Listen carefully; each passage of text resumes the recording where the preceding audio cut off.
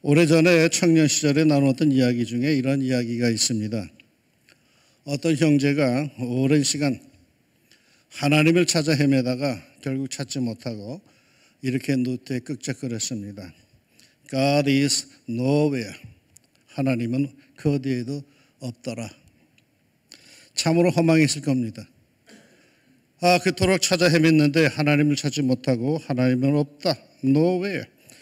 이렇게 결론을 내려야 했으니까 얼마나 씁쓸하겠습니까?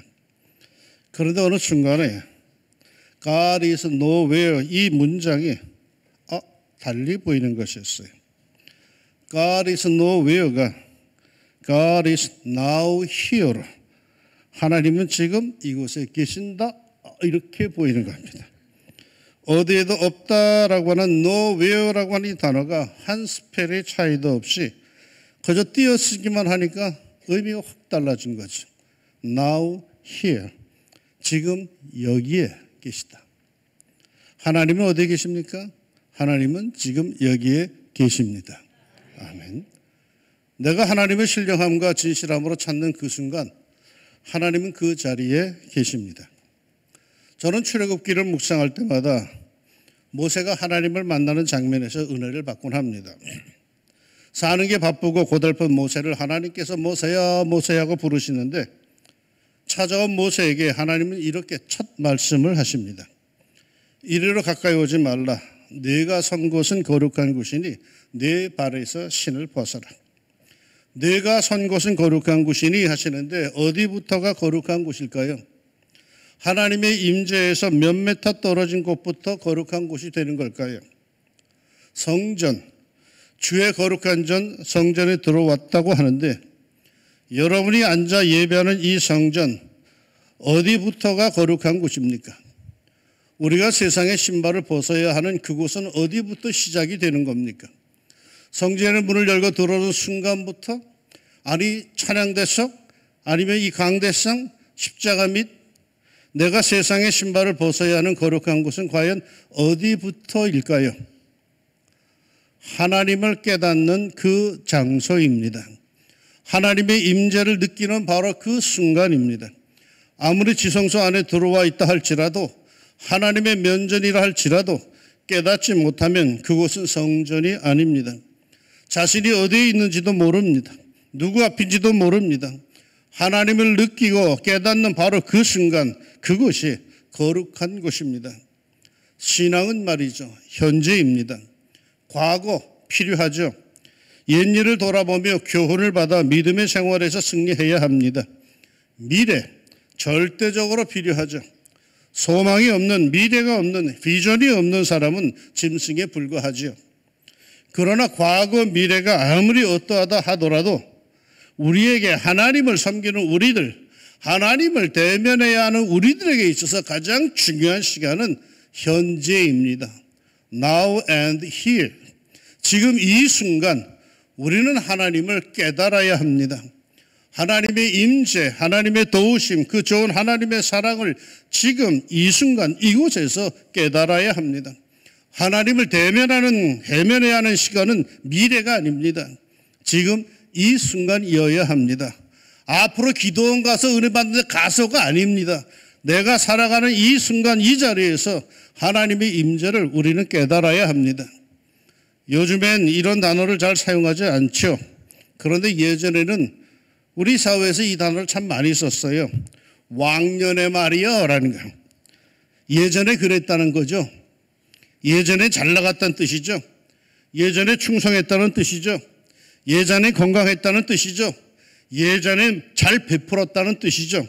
그런데 지금은 안 그렇다는 뜻입니다. 지금은 어렵고 지금은 볼품없고 지금은 시들시들하고 지금은 인색하다는 뜻입니다. 그래서 맨날 왕년에 옛날의 말이야 라고 하죠. 언젠가 신문에 세상의 꼰대들과 결별하는 방법이란 글이 있었는데 거기에 꼰대 테스트라는 게 있습니다. 꼰대들은 늘 이렇답니다. 내가 너희만 할 땐 이란 소리를 입에 달고 산다. 누굴 만나면 대뜸 나이부터 물어본 뒤 어리면 말을 놓는다. 솔직하게 말하라고 해놓고는 막상 후배가 그렇게 하면은 기분이 상한다. 회의 때 자유롭게 의견을 나누자고 한 뒤엔 결국 먼저 답을 제시한다. 그러니까 꼰대의 제일 큰 특징은 자꾸 옛일을 추억하되 자기 때는 다 좋았답니다. 그러면서 예전엔 이랬다 저랬다 하며 잔소리 한답니다. 이게 다 소신이 강해져서 그런 게 아니라 늙기 시작해서 그런 거랍니다. 스스로 자신감이 사라지고 있다는 것을 은연중에 내비치는 거랍니다. 저도 몇 해 전부터 교육자들에게 이런 말을 자주 하는 것을 발견하곤 스스로 놀라곤 합니다. 내가 부목 시절엔 말이야. 내가 전도사 때는 말이야. 옛날에 자신이 잘 나갔다는 것을 은근히 드러내는 거겠죠. 현실이 자신이 없으니까 그럴지도 모릅니다. 아니 옛날에 왕년엔 정말 잘 나갔는지도 모릅니다. 대단했는지도 모르죠. 그러나 지금은 자신이 없는 거죠. 그런데 여기에 우리가 유의할 것이 있어요. 저는 목회밖에 잘 모릅니다. 저는 밖에 잘 나다니지 않습니다. 정치하러 돌아다니지 않습니다. 지난 2, 3년 동안 노회장이 되어서 원 없이 돌아다녀 봤습니다. 하지만 나는 그렇게 돌아다니는 것보다는 나는 내게 주어진 교회, 이 왕십리 중앙교회에서 목회하는 것을 제일 즐거워합니다. 그것도 이 왕중의 목회 상황에서 말입니다. 다른 교회가 이렇대 저렇대 하는 것에 별로 큰 관심이 없습니다. 나는 왕십리 사람이 되어서 왕십리 상황에서 지지고 볶는 목회를 하고 있을 뿐입니다. 그러다 보니까 그런 대로 목회 잘하고 있다고 주위에서 말들을 합니다. 때로는 설교도 잘한다고 칭찬도 들었습니다. 게다가 시까지 쓴다고 아주 부러운 시선을 받아보기도 했습니다. 대한민국에서 그런 대로 괜찮은 목사편에 속한다고 여겨왔죠. 그런데 언젠가 뜻밖의 경험을 당해본 적이 있습니다. 갑자기 몇 사람들이 자기들의 요구를 들어주지 않는다고 나를 향해서 권위주의자라고 복음도 성령도 없는 설교자라고 전형적인 기성세대의 꼰대라고 소통이 안 되는 고집불통의 목사, 물러나야 할 목사. 내 평생에 그런 험한 말을 들어본 적이 없어요. 물론 어찌 오늘까지 오는데 실과 과가 내게 없겠습니까? 아마 있을 겁니다. 그럼에도 그런 험한 소리 들을 만큼 하지는 않았다고 여기며 살았는데 갑자기 그런 소리가 밀려드는데 굉장히 힘들었습니다. 나름대로 소신껏 해왔다고 생각했는데 갑자기 이런 소리를 듣게 되니까 무엇보다도 마음이 아주 힘들었습니다.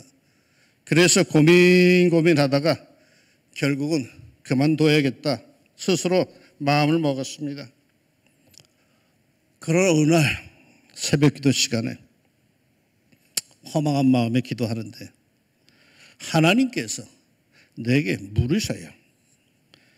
양 목사, 내가 지금 물러난다면 사람들은 너를 어떻게 기억할 것 같으냐? 양심적인 깨끗한 목사? 꿈깨라. 목회에 실패한 목사. 그래서 중도에 무너져 떠난 목사라고 추억할 것이다. 양의선 목사? 이후로는 실패한 목사라고 다 그렇게 꼬리뼈가 붙을 거다. 그렇더라고요. 그 순간 내가 현실이 힘들다고 도망갔더라면 속은 편할지 모르겠지만 그동안 내가 쌓아온 것들은 다 소용이 없는 일들이 되어버립니다. 나는 단숨에 무능한 목사, 고집불통 꼰대, 권위만 내세우는 불량 목사로 남는 거였습니다. 내가 그런 대로 착하게 살아온 것, 양심껏 성실하게 살아온 것들은 다 아무것도 아니었어. 나는 그 순간부터 문제 많은 불량 목사로 남는 거였어요. 목회에 실패하고 떠나버린 목사로 남는 거였어요. 여러분, 지금이 중요합니다. 예전에 어떤 삶을 살았어도 어떤 업적을 이루었어도 지금이 중요합니다. 그런데 유감스럽게도 지금은 너무 힘들어. 버티기 버거워. 가족에게도 미안하고 직장에서도 눈치 보이고 점점 더 자신이 없어져. 그래서 그만두고 싶다. 이 벅찬 현실에서 도망가고 싶다. 그래서 도망간다. 그러면 그 순간에 나는 예전에 어떠했다 하더라도 인생의 실패자로 영원히 남습니다. 어려운 가운데서도 열심히 살았습니다. 힘들게 자식 키우며 살아왔습니다. 그랬더니 어느 날 이 자식이 컸다고 해서 부모에게 대듭니다. 아버지가 해준 게 뭐가 있냐고, 엄마는 뭘 했느냐고, 기가 막히죠. 그러나 이때 말이죠, 이 말에 충격을 받아가지고 두 팔을 탁 늘어뜨리면, 우울증에 빠져들면은, 술로 세월을 보낸다면은 진짜 실패한 무능한 부모가 되고 맙니다. 그동안 나름대로 소신을 지키며 살아온 모든 것들이 아주 수표로 돌아갑니다. 자신은 진짜 무능한 인생이 되고 맙니다. 이때 나에게 필요한 모습은 뭘까요?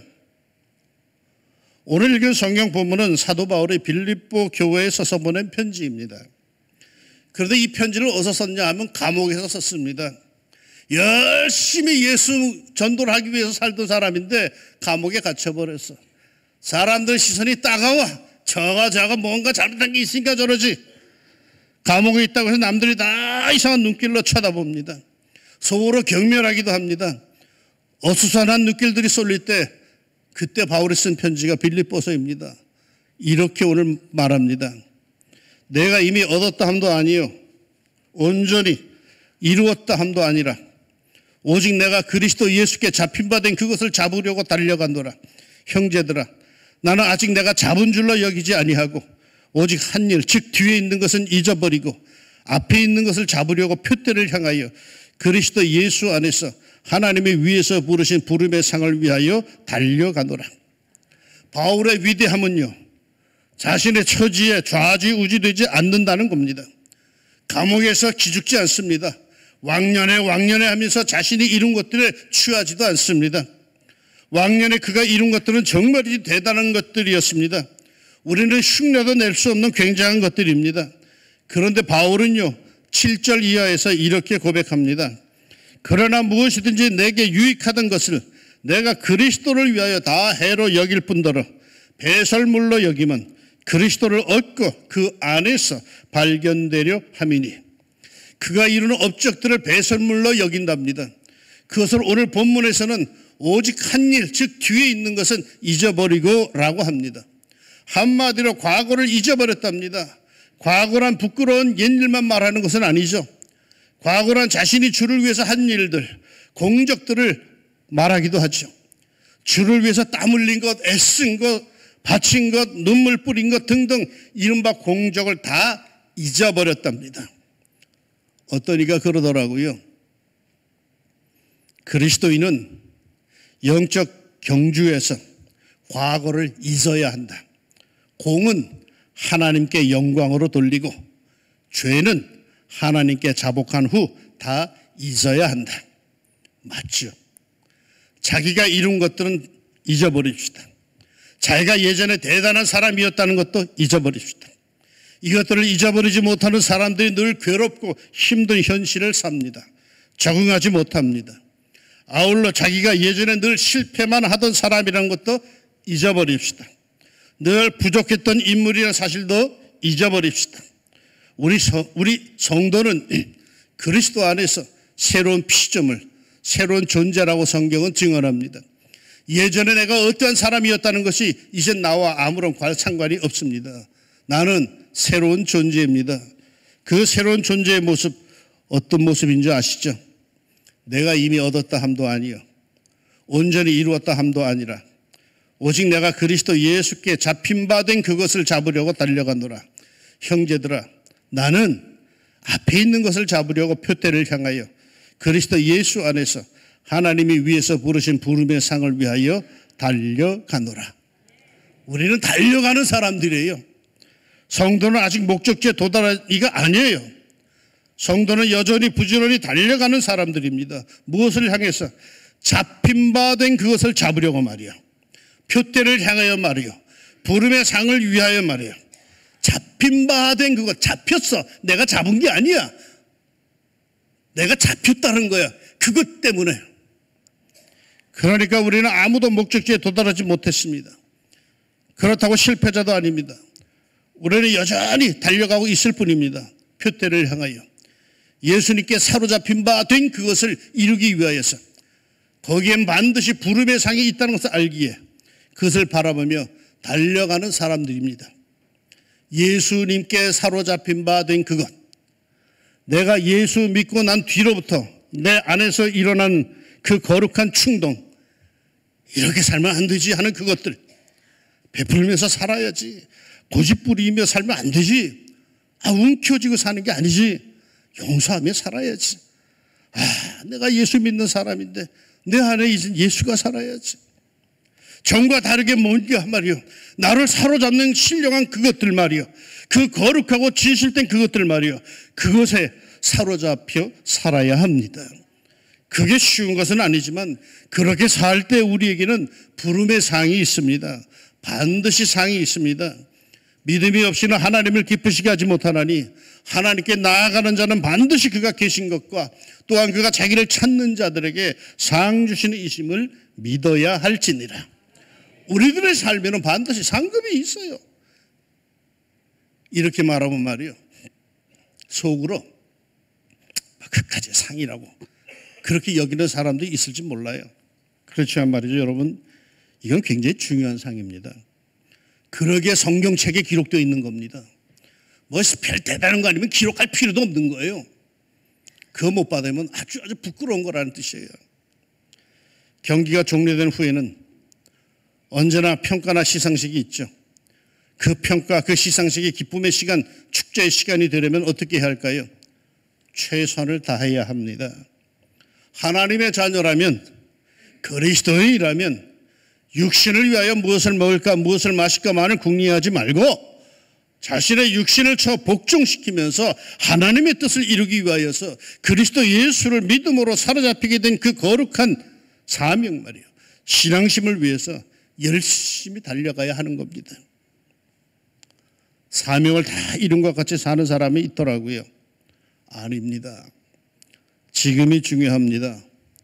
전에 아무리 어떤 인생을 살았어도 지금 이 순간이 중요합니다.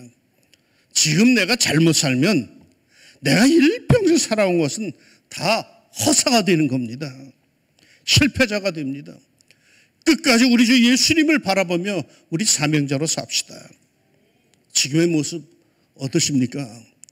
스스로 무너지고 있지는 않으십니까? 스스로 정신없는 삶을 표현하고 있는 건 아니십니까? 뭔가 이룬 것 같이 오만함에 빠져 있는 것은 아니십니까? 멍하니 세상 다 산 것 같은 그런 표정들은 아니십니까?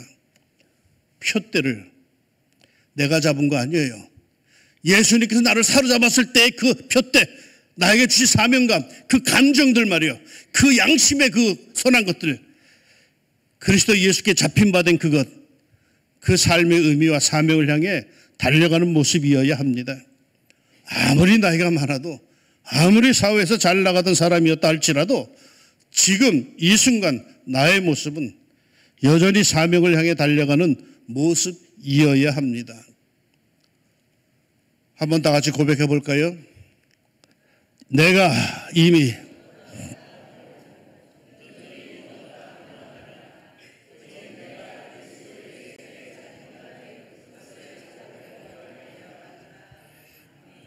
형제들아, 나는 아직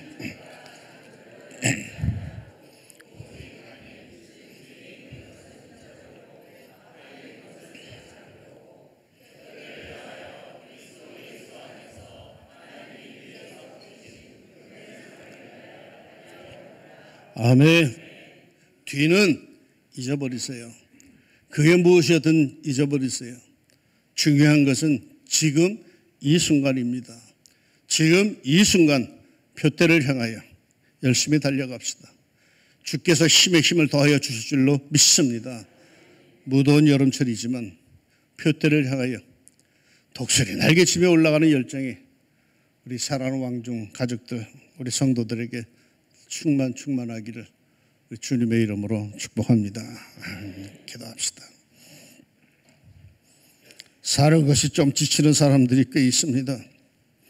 겉은 멀쩡해 보이는데 속은 골고 골아서 사는 재미도 없고 자기가 어떻게 살았는지도 잘 모르겠고 힘들어하는 이들이 있습니다. 무너지지 않게 하여 주옵소서. 지금 이 자리에서 포기하지 않게 하여 주옵소서. 여태까지 내가 그런 대로 잘 살아왔다 싶으면 더욱 용기를 내게 하여 주시고 예수님께 사로잡힌 그것, 하나님께 사로잡힌 그것, 늘 성령의 감동 속에 일어나는 그 선한 역사들, 선한 충동들, 그것들을 이루기 위해서 오늘도 자리에서 일어나 열심으로 달려갈 수 있는 성도들이 되게 하여 주옵소서. 그저 하루하루 그냥 되는 대로 사는 것이 아니라 의미 있게 살게 하여 주시고 정말 주님께서 나를 부르신 그 부름의 상을 위하여서 오늘 하루도 열심히 살았노라고 고백할 수 있는 사랑하는 성도들, 사명 있는 성도들이 되게 하여 주옵소서. 하나님 굉장히 덥습니다. 버겁습니다. 그러나 하나님 이 기후에 무너지지 않게 해주시고 용기를 내어서 우리가 해야 할 일을 하게 하시고 만날 사람 만나게 하시고 우리 안에 늘 일어나고 있는 선한 생각들 그것들을 이뤄낼 수 있도록 예수님과 동행하는 성도들의 삶이 꼭 되게 하여 주옵소서. 예수님의 이름으로 기도합니다. 아멘.